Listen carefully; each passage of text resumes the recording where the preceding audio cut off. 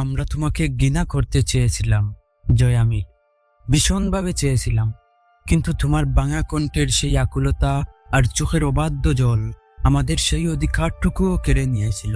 তুমি এতটা পাপিষ্ট হয়েও শেষমেশ আমাদের এতটা কাঁদিয়ে দিলে কেন?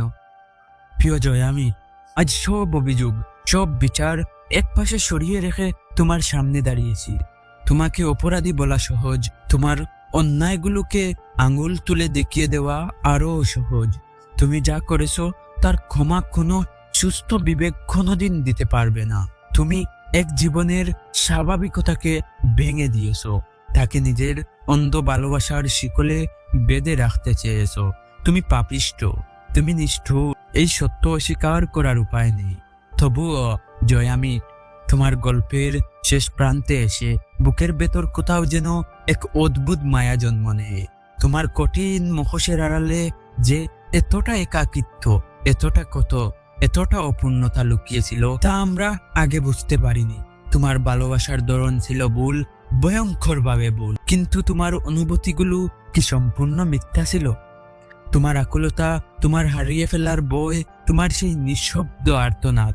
তুমি হয়তো শুধু একটু ভালোবাসা চেয়েছিলে, একটু আপন মানুষ চেয়েছিলে, কিন্তু সেই চাওয়ার উন্মাত্ত জেদ তোমাকে ধীরে ধীরে এমন এক অন্ধকারে ঠেলে দিল যেখান থেকে আর ফিরে আসার পথ ছিল না।